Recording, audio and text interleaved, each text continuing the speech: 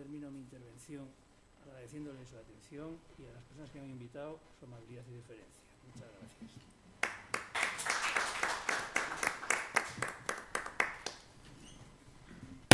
¿Comentario, Manuel? No. Bueno, muchísimas gracias. El tema ha sido diverso, ¿eh? La tarde ha tenido aspectos muy diferentes. Seguro que hay preguntas con ganas de hacerse dentro de la mesa, pero vamos a aguantarlas un poquito. Creo que es más interesante de momento las contribuciones del público, de todos vosotros. Entonces, ruego que os identifiquéis, dirijáis la pregunta o la reflexión a las personas de la mesa que consideréis oportuna. No sé si lo hacemos de viva voz o hay un micrófono que van a por él. Sí, porque como se está grabando parece que el micrófono es imprescindible.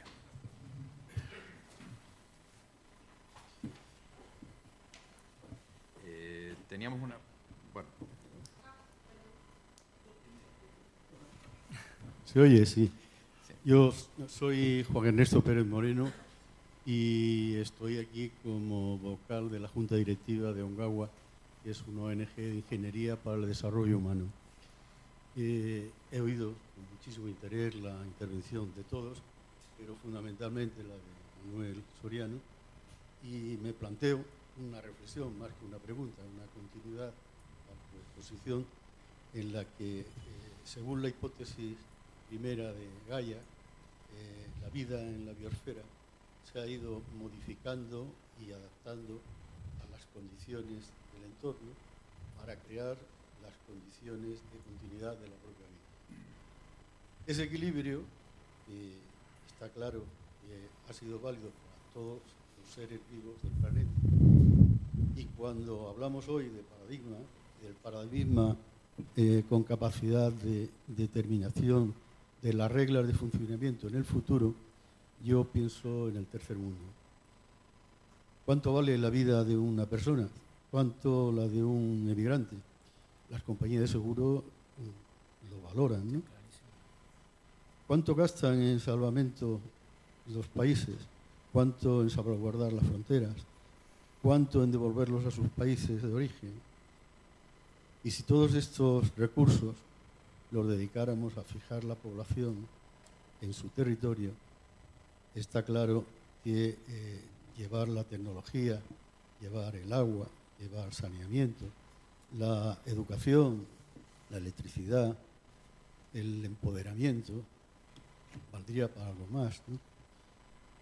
Tenemos el privilegio de haber nacido en un mundo desarrollado, en un país desarrollado, y por eso también tenemos la obligación de pensar cómo se desarrolla el tercer mundo, qué podemos aportar y qué podemos hacer para conservar ese equilibrio que permite la continuidad de las condiciones de vida en la biosfera. Y creo que los ingenieros y la tecnología tienen mucho que decir en ese aspecto. Nada más.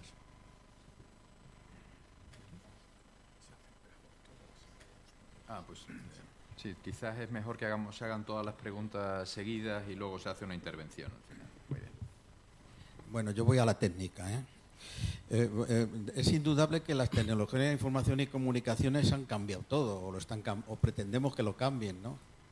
Porque por todo lo demás que se ha dicho me parece que suena un poco a prehistórico, anacrónico, etcétera, si no paradójico, porque claro, si por ejemplo en camino ya más aceras y más vías, pues se van a, no sé para qué servir. Bueno, yo tengo una hija que ha hecho urbanismo, no sabía que ha debido aprender algo de esto, ¿no?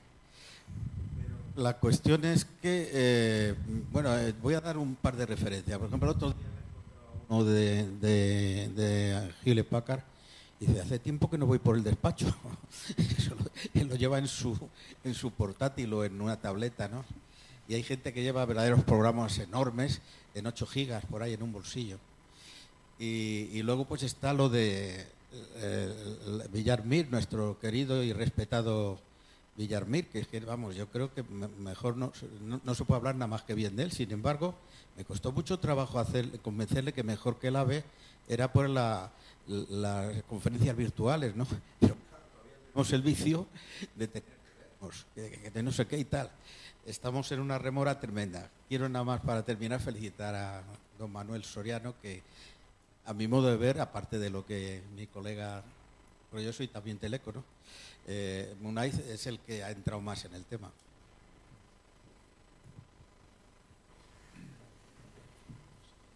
Gracias.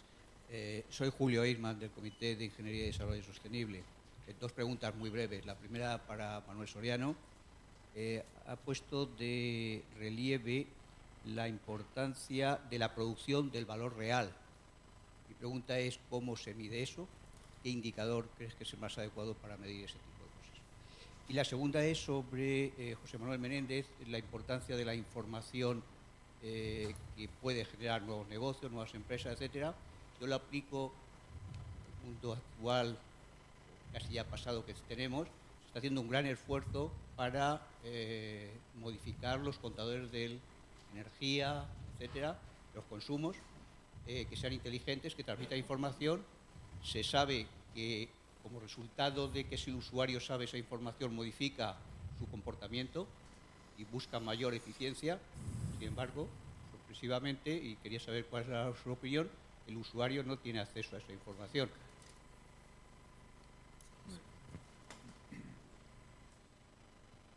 ¿Alguna pregunta más? Roque, ¿alguna? Antonio, quería... Ah, no, por ahí tenemos Jesús.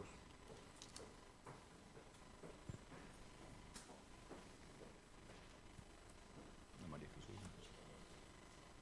Hola, yo soy María Jesús Rodríguez de Sánchez, soy la presidenta del Comité de Ingeniería y Desarrollo Sostenible y me ha parecido muy interesante las intervenciones, pero en el tema de las redes de inteligencia compartida como elemento de transformación territorial, me gustaría intentar dar un paso más allá, ¿no? Porque realmente esto está cambiando la forma de vida y está cambiando la forma de decisión y no podría darse una vuelta atrás en el proceso que se ha expuesto por otros de los intervinientes de agrupación de la población en las grandes ciudades, que es un proceso que ha sucedido en Europa, ha sucedido en Estados Unidos, en Norteamérica, está sucediendo en Latinoamérica y en los países asiáticos.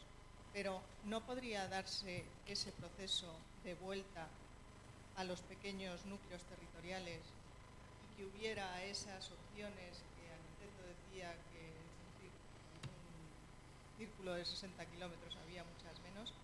No hay ningún caso en el cual se haya producido algo así. En Europa, supongo que podría haber, en el norte de Europa. Pregunto casi más a Carlos sobre el tema. Muy bien. Creo que había otra pregunta al otro lado. Por ahí teníamos a Jesús. Gracias. Jesús Rubio. César, lo siento, eres tan provocador que voy a intentar añadir un par de elementos y te voy a devolver la pregunta. Yo en estos momentos creo que el equilibrio de poder mundial se quiere ver reflejado en infraestructuras. Los últimos meses he estado revisando y me he quedado sorprendido de cómo China ha ofrecido a Estados Unidos hacer un AVE China-Estados Unidos con un túnel de 40 kilómetros por el Ártico gratis. Gratis no, tiene truco, claro. A cambio de que les den papeles de residencia a los que el gobierno chino considere que están trabajando en el AVE chino. Cuando lo he vinculado con alguna otra noticia de cuánto se paga en papeles de residente en el mercado libre chino, salen las cuentas, porque empiezan a salir decenas de miles de millones de dólares, pero sobre todo la pregunta te la reenvío porque hace nada hemos visto que China ha querido montar un banco asiático de inversiones en infraestructuras, no olvidemos que lo califica así, y en cuestión de 4 meses se han apuntado 45 países y ya hay 150.000 millones de dólares encima de la mesa para empezar a hablar. Y si no entras en ese juego, te quedas fuera. Han tardado 4 meses en montar ese tinglado. Entonces yo creo que el poder ahora tiene más que ver con la exhibición de infraestructuras y la gestión de ese dineral que con escudos de armas. Pero la pregunta sigue siendo la misma que la tuya. ¿Y los ingenieros qué pintamos en todo eso? A los que nos parezca un disparate y a los que les parezca una oportunidad de negocio. ¿Qué pintamos en todo eso? Muy bien, ¿alguna intervención más? Si no, le vamos a dar a la mesa posibilidad de que haga comentarios. Roque, ¿querías hacer alguna reflexión? Manuel, empezamos por tu lado. Vale. Julio, gracias por la pregunta. Bueno, yo creo que la primera distinción que podríamos hacer es entre economía de producción, que vamos a dejarlo con economía real, y economía financiera. Yo pienso que hacer un AVE es economía real, cambiar el valor, el precio, perdón, no hay que ser necio para confundir precio y valor. Cambiar el precio de una casa sin que la casa pues sea mejor, ni gaste menos energía, ni tenga más metros, ni esté revisada, pues evidentemente es una cosa que se puede hacer simplemente darle a la máquina. La segunda distinción que podemos hacer es si esa economía real que presta servicios, produce productos, produce bienes y hace estructuras, ¿tiene sentido o no tiene sentido? Si tiene sentido hacer el AVE de Toledo a Albacete, pongamos por caso, o hacer el aeropuerto de Castellón. Y entonces, ¿cómo salimos de eso? Porque yo supongo, o quiero suponer, que se puede hacer de buena fe y te puedes equivocar, o se puede hacer simplemente para gastar dinero, porque gastando dinero tienes poder de actuación. Entonces yo creo que la esencia es la participación ciudadana. Richard Rogers, en su libro Ciudades para un pequeño planeta, decía que no se le ocurre a nadie pensar que en un país como Holanda o como Francia se hace una estructura de envergadura sin una involucración importante de la población. No olvidemos que la economía debería estar para servir a la población, como se deduce de lo que acabo de decir, modestamente. Entonces yo creo que no queda más remedio que participe activamente la gente, que la gente se involucre, y tenemos que hacer ese desarrollo contando con la gente. No solo porque son ellos el motivo de la preocupación, es a ellos a los que tenemos que dirigirnos, sino que tenemos que hacerlo con ellos. Muy bien. Carlos. Bueno, yo contesto a lo que ha dicho María Jesús, que me parece un tema interesante. Y es que en los años, a mitad de los 90, cuando he citado, Antonio Serrano también estaba por allí en aquella época, en el Ministerio de Obras Públicas, Transportes y Medio Ambiente, hubo un momento en que hubo una cierta reflexión de las políticas de movilidad. Participamos de la Dirección General, donde estaba Fernández Lafuente, con colegas europeos, un poco con esta idea, preveyendo lo que podía ocurrir entonces con las nuevas tecnologías. Incluso participó gente bastante puntera, como Eric Britton, como yo decía, un americano en París, un tío de estos que estaba rodeado de una visión bastante interesante sobre la ciudad del siglo XXI que decíamos entonces. Y uno de los temas que poníamos, que salía siempre, era sustitución del viaje físico por la posibilidad de ligar el trabajo a la casa o este tipo de cosas que ahora lo vemos como de lo más normal.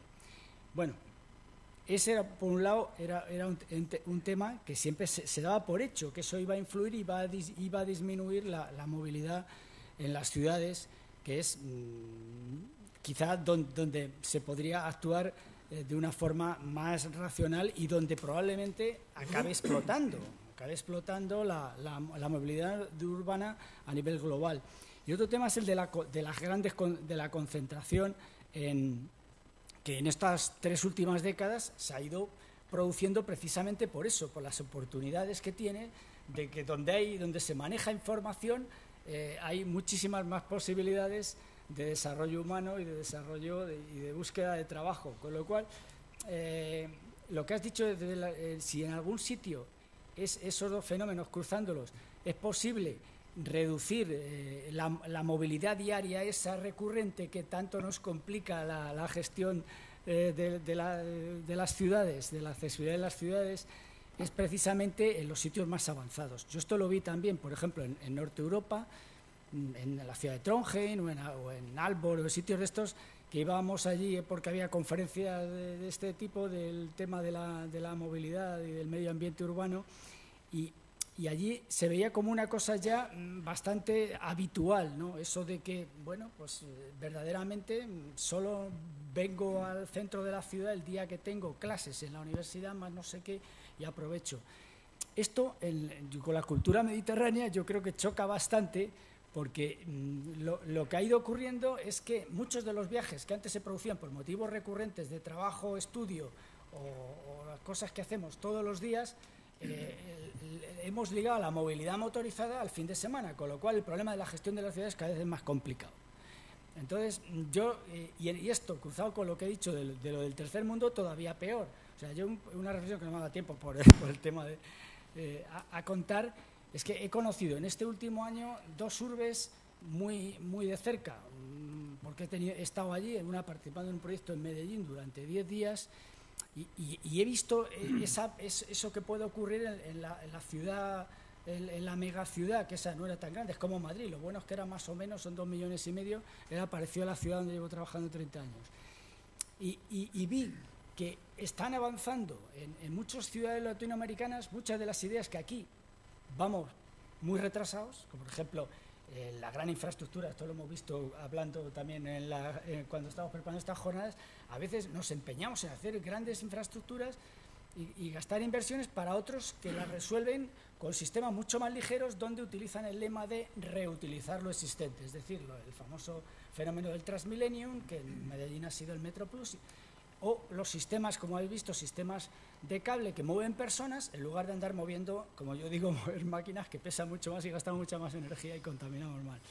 Eso es por lo que veo yo posibilidades de que esas ciudades o van por esa onda, o a base de mover coches estamos perdidos. Pues yo vi, por ejemplo, en Medellín había 30.000 taxis pequeñitos que eran modelo Kia, Picanto pequeño, no sé qué, Italia, aquello pululaba con un control que encima, para los que veníamos de fuera, había que tener cuidado de cogerlo, porque a lo mejor el que te cogía te llevaba a una de esas ciudades con inaccesibilidad y a lo mejor tenías algún problema de secuestro o cosas de esas.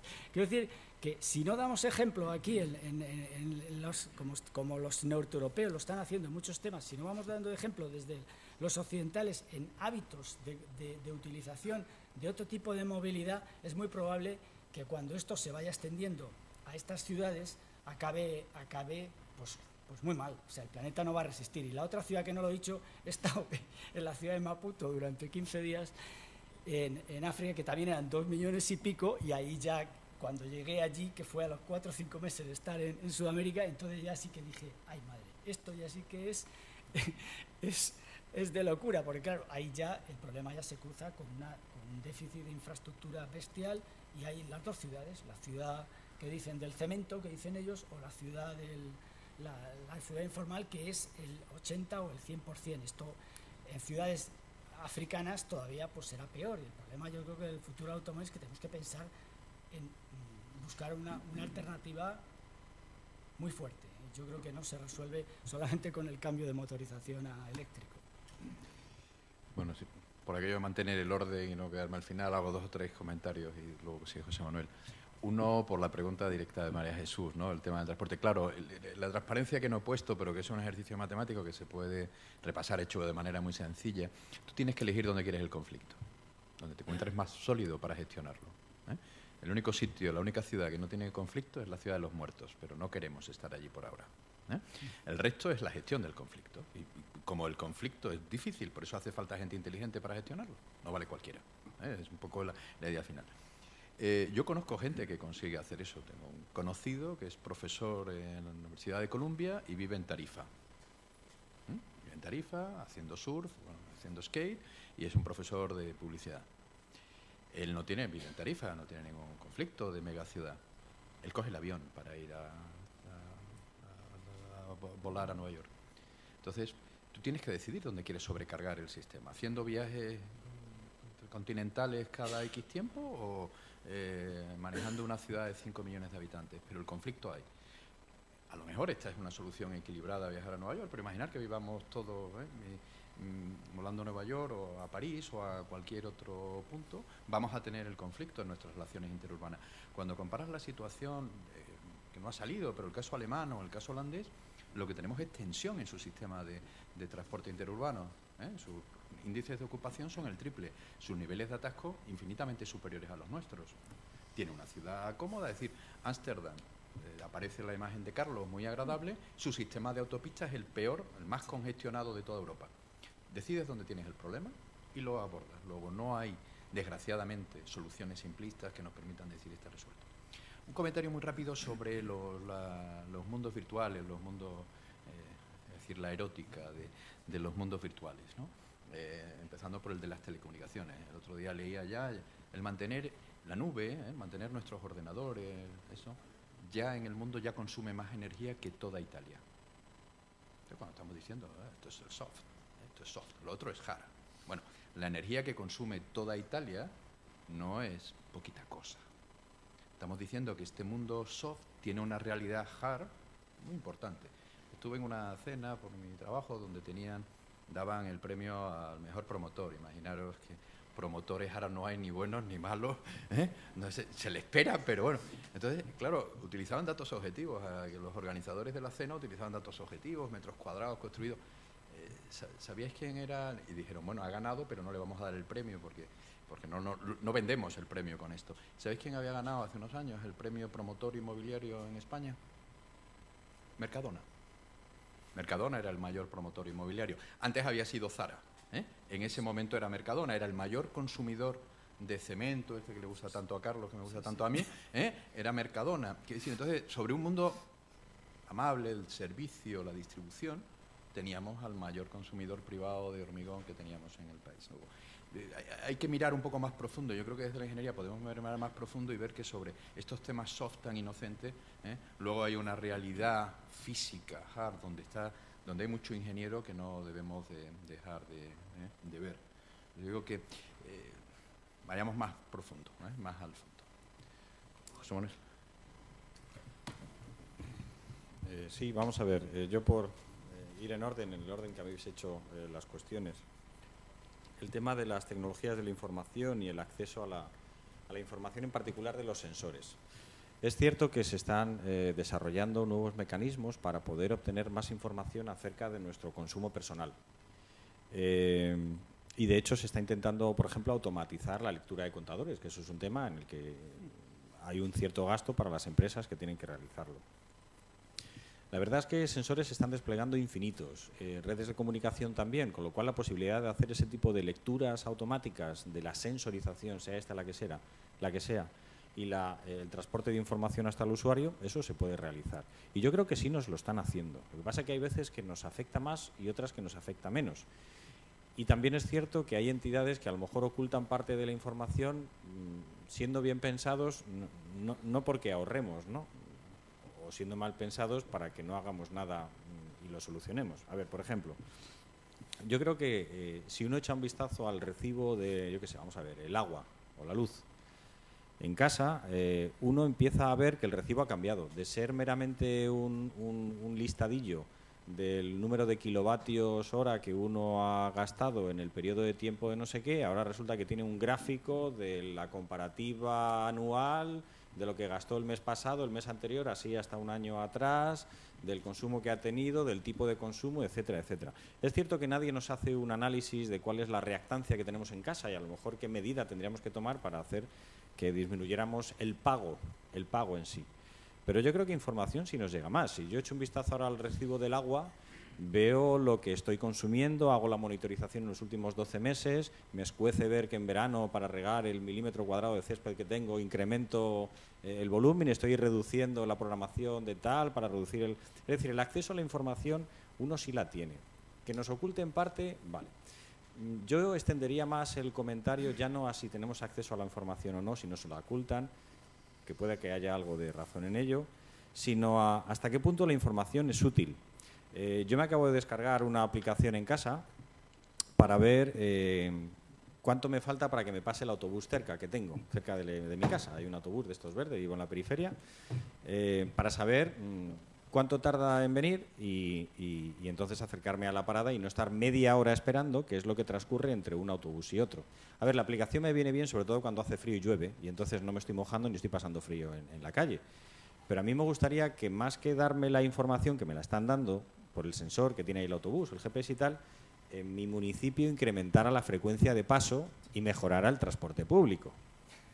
Con lo cual, las tecnologías pueden consolar, pero no mejoran en este caso el servicio. Y esto era lo que yo antes comentaba, que decía uno de mis compañeros, que al margen de las actuaciones tecnológicas que hagamos, necesitamos también políticas que vayan encaminadas a mejorar determinados servicios. Y eso solo se puede arreglar con políticas.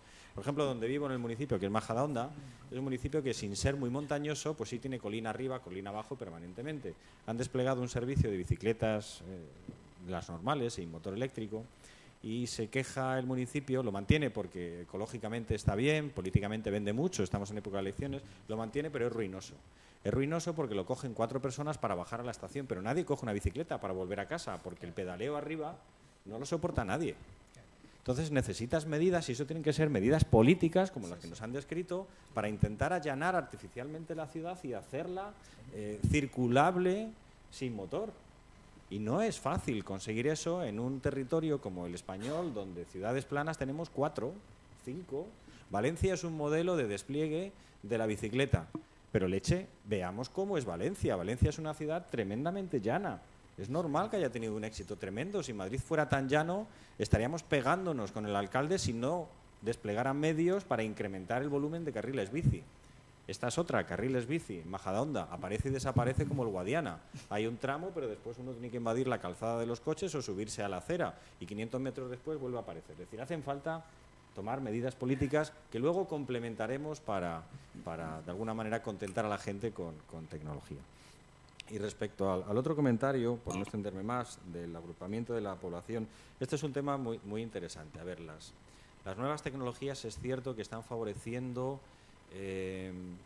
o están de alguna manera permitiendo reducir el número de desplazamientos. Esto es cierto. Si alguien no lo reconoce, yo creo que no está reconociendo la realidad. Pero en un volumen muy limitado, las cosas como son.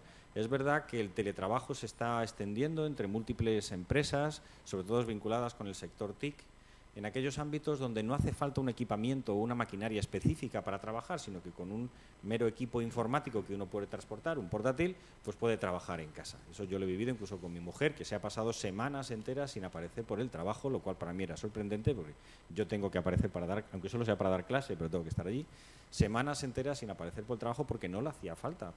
También es teleco y trabaja en una empresa TIC. Y no le era necesario, tenía teletrabajo y tal, y se relacionaba con sus compañeros de esa manera. Esto es cierto que se está produciendo. Lo que pasa es que esto también conduce a problemas que yo he detectado incluso en mi propia casa, y es que mi mujer echaba de menos la relación con sus compañeros. El poder hablar, tomarse un café, algo tan estúpido como hacer un descanso de 10 minutos estando en casa, no lo hacía. Y si lo hacía, se bajaba a la nevera, y entonces eso repercutía en los michelines, y etcétera. Parece una estupidez, pero es cierto, implica un autocontrol. Entonces, claro, al final acababa yendo muchas veces 1 o 2 días entre semana al trabajo simple y llanamente para poder tener una relación social con sus compañeros y poder ver a la gente, porque la relación personal sigue siendo importante entre nosotros. Sigue siendo importante. No somos un mero número de registro de personal en una empresa que hace tal trabajo que le asignan. Hay más cosas detrás. Y eso es algo que estas tecnologías, en las que yo trabajo curiosamente y no las estoy de alguna manera repudiando, hay cosas que estas tecnologías no favorecen. Pero sí, por ejemplo, el hecho de evitar pues, grandes viajes, teleconferencias. Yo estoy ahora en un proyecto europeo con relaciones con Brasil y tenemos y Alemania, y tenemos tremendos problemas para encontrar horarios comunes que nos vengan bien a todos para tener Skypes y ahorrar viajes. Pero evidentemente lo intentamos, aunque solo sea por evitar el estar cruzando el Atlántico día sí, día no. Entonces, yo creo que sí, las tecnologías lo favorecen. Yo creo que poco a poco iremos evolucionando a un ámbito en el que el teletrabajo estará más extendido, pero para eso nos hace falta una mayor cultura en ese sentido, el recorrer todavía un camino que no hemos recorrido, el aprender a utilizarlo, el aprender a manejarlo, el crear confianza dentro de la propia empresa. Sigue habiendo muchas empresas donde el horario es férreo y hace falta controlar que el trabajador está allí porque no se confía que en casa esté trabajando. Eso poco a poco hay que irlo venciendo. Lo que no tengo tan claro es que eso vaya, que era la segunda parte de la pregunta, si no lo he entendido mal, eso vaya a favorecer que las ciudades hagan una vuelta atrás, es decir, se vuelva a tamaños menores, que hagan que la ciudad sea más habitable. Yo llevo tiempo discutiendo en mi círculo íntimo que para mí una ciudad de 1 millón de habitantes ya es lo más, debería ser el máximo, debería estar prohibido por ley tener ciudades de más de 1 millón de habitantes, porque creo que son un tamaño apreciable para tener todos los servicios, permite una extensión razonable, limita el volumen de atascos, evidentemente cuanto menor es, mejor todavía. Pero claro, esto es un concepto también relativo. Veo que es una medida difícil de tomar desde el punto de vista político y yo creo que está también muy vinculado con la tradición cultural, con el hábito, con, yo que sé, incluso con la edad. Tradicionalmente la gente ha migrado a las ciudades en busca de oportunidades laborales. El trabajo estaba allí dentro. El trabajo ha permanecido en las ciudades aunque se ha movido del centro a la periferia y eso también ha favorecido que ahora pues muchas de la gente que antes vivía en el centro se mueva a la periferia porque también considera que es una población menor, es más amigable, es más sociable. Yo vivo también en la periferia y estoy muy contento después de haber vivido toda mi vida, hasta los 30, en el puro interior del centro de Madrid. No sé hasta qué punto eso es también una cuestión de que ya empiezo a peinar canas, me apetecen más otras cosas.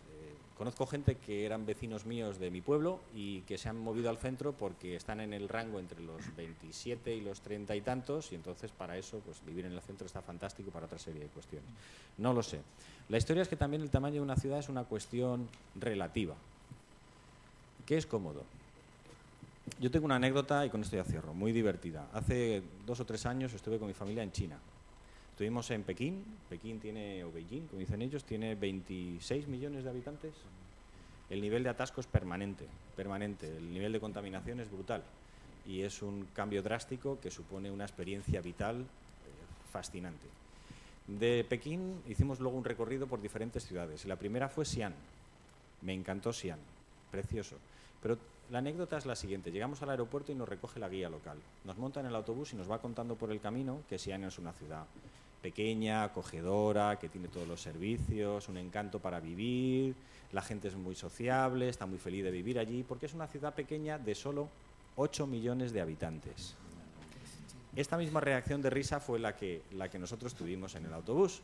Y cuando nos vio la guía, se nos queda mirando y nos dice, ya, pero aún así tiene todos los servicios.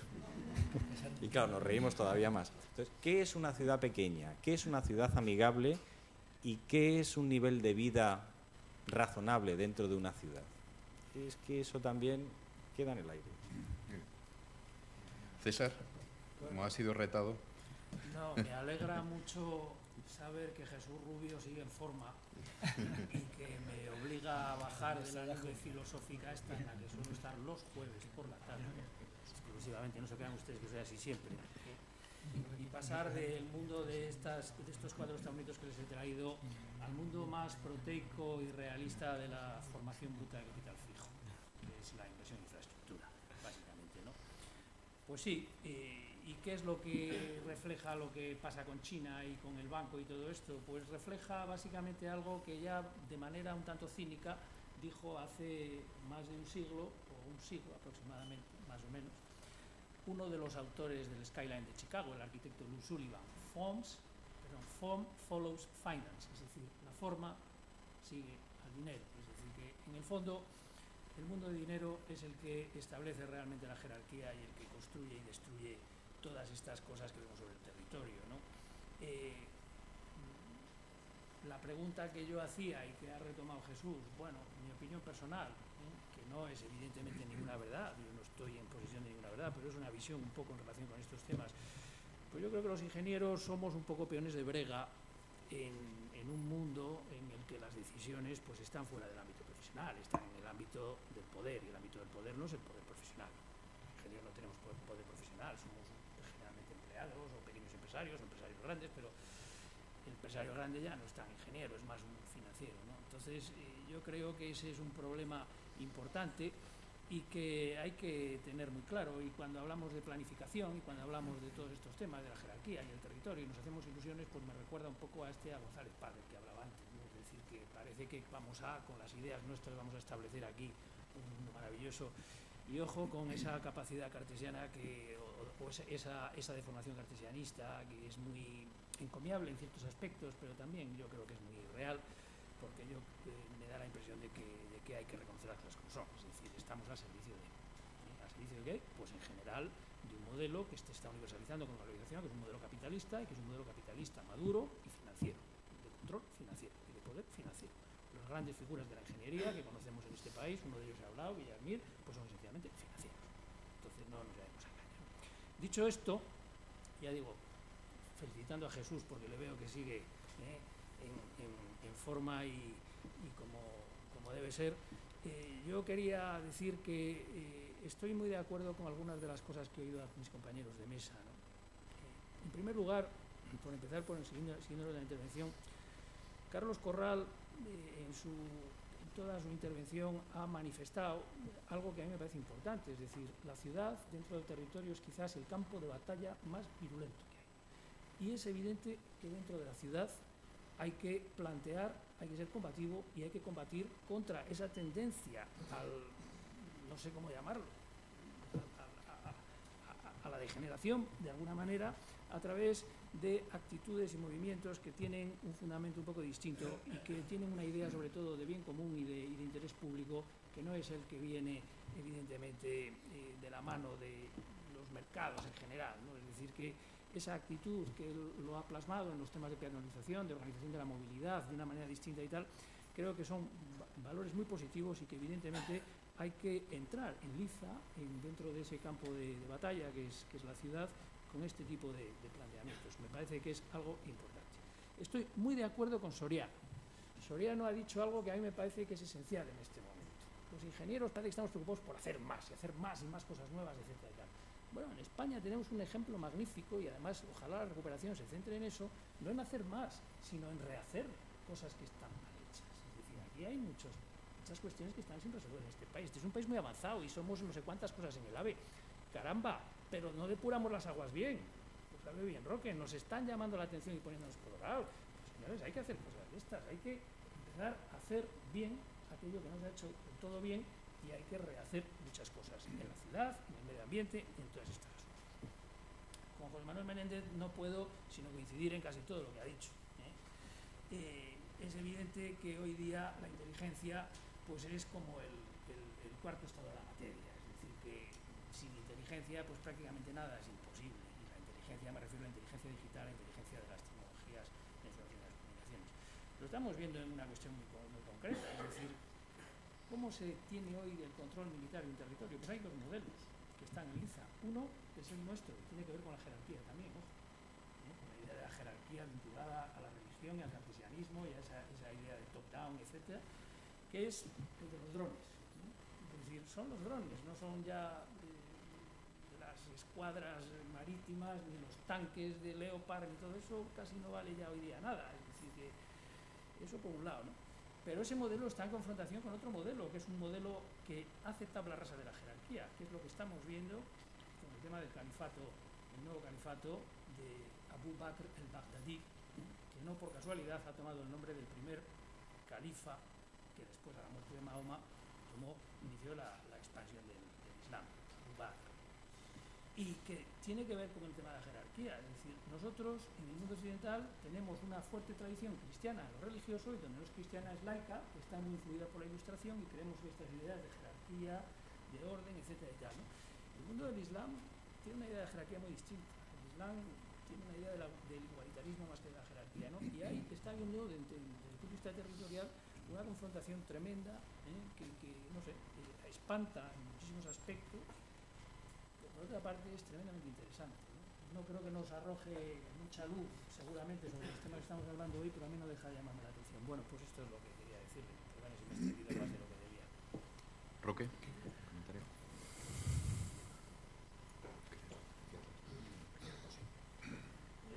Yo quería en primer lugar felicitar a toda la mesa porque para mí me está resultando una sesión muy interesante. De las tres planteadas en este triduo, esta es la segunda que tiene que hablar, tiene que ver con paradigmas.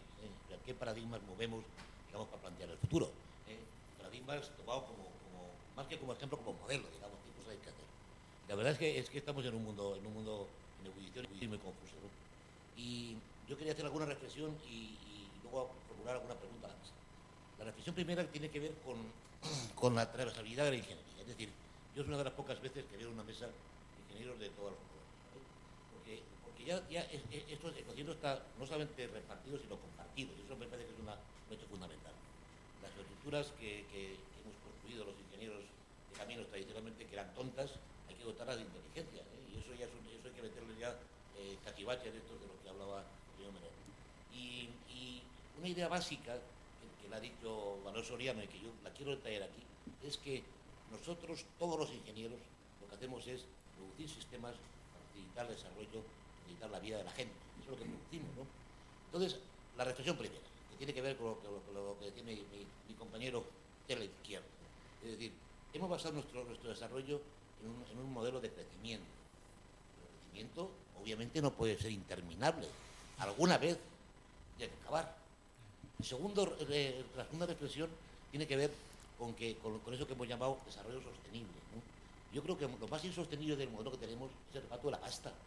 Porque obviamente, como acaba de decir César Lanza, el dinero mueve todo. Por tanto, mientras no haya un reparto, no sé de qué manera se hace, lo estoy haciendo una pregunta, un reparto de la pasta razonable, pues obviamente los africanos lo tienen crudo, y los que no tienen pasta lo tienen más crudo. Entonces, yo no sé cómo se llega al desarrollo con esto.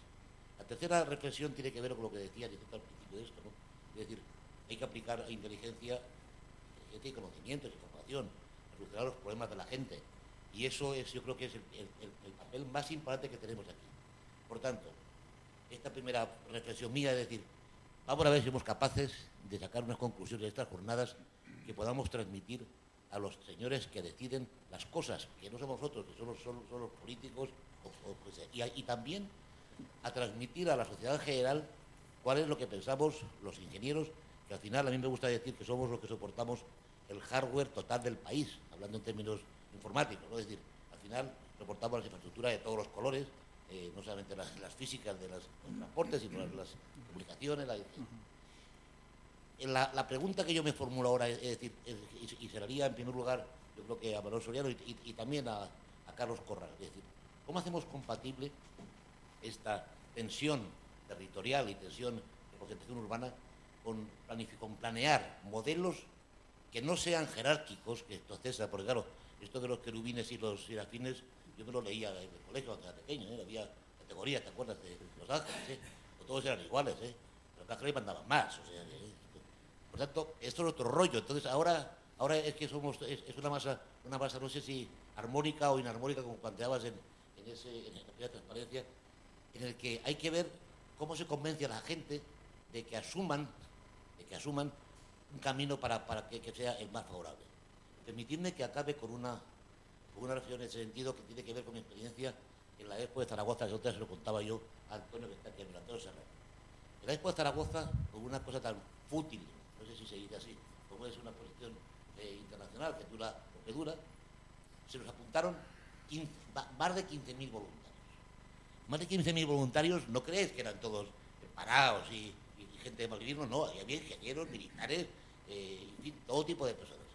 Y yo pensaba, ¿cuál es el motivo, cuál es el gancho que hace pensar que 15.000 tíos se apunten a una cosa tan chorra como esta? Vamos a ver si me explico. Entonces, yo digo, no sé de qué manera podemos hacer un planteamiento de los ingenieros, primero los ingenieros somos válidos para la sociedad, no somos unos depredadores ambientales, somos gente respetuosos que nos gusta hacer las cosas bien y hacerlas sobre todo con eficiencia, y eficiencia es construir cuando toca, remodelar cuando toca y hacer lo que haya que hacer.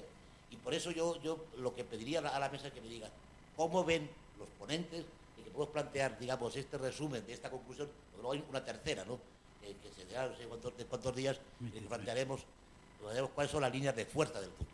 Y con las tres ponencias, producir un documento que pueda servir para largo, porque caramba, este instituto recoge los 200.000 ingenieros que somos de este país. Por tanto, entiendo que algo tendremos que decir. Cuando en la época franquista teníamos los jugadores en cortes, ahora no los tenemos, pero tenemos que tener por lo menos opinión. Gracias, Roque. Yo querría, cerrar este acto dando las gracias, por supuesto, a los ponentes y a todos vosotros por acudir al mismo.